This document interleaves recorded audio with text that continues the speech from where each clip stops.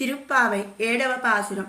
Keys కీసెంగు ఎంగుం ఆனை చాத்தங்கலந்து பேசின பேச்சரவம் கேட்டிலையோ பேய்ப் பெண்ணே காசும் பிறப்பும் கலகலப்பக்கை பேர்த்து வாசனருங்குழலச்சியர் மத்தினால் ஓசைப்படுத்து தயுரரவம் கேட்டிலையோ நாயகப் பெண்ணில்லாய் நாராயணமூர்த்தி கேசவனை பாடவும் நீ கேட்டே கிடைத்தையோ தேசముడయ్యాయ్ తిరవేలో రెంబావాయ్.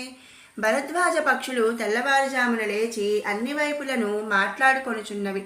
ఆ ధ్వనినైనా నీవు వినలేదా? ఓ పిచ్చిదాన, పువ్వులతో చుట్టబడిన కేశబంధములు విడిపోవుటచే సువాసనల వెదజల్లుచున్న జుట్టు ముడులతోనున్న గోపకాంతులు కవ్వములతో పెరుగు చిలుకునప్పుడు పెరుగు కుండల నుండి వెలువడు మృదంగ గంభీర ధ్వని, ఆ కాంతల కంకణ ధ్వని, మెడలోని ఆభరణముల ధ్వని కలిసి ఆకాశమును అంటుచున్నవి.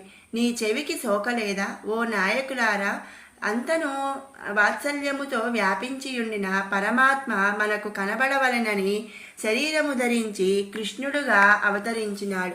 లోకకంటకులైన వారిని నశింపజేసిన ఆ స్వామిని మేము పెద్దగా కీర్తించుచుండగా నీవు వినియును మేల్కొనవేళ.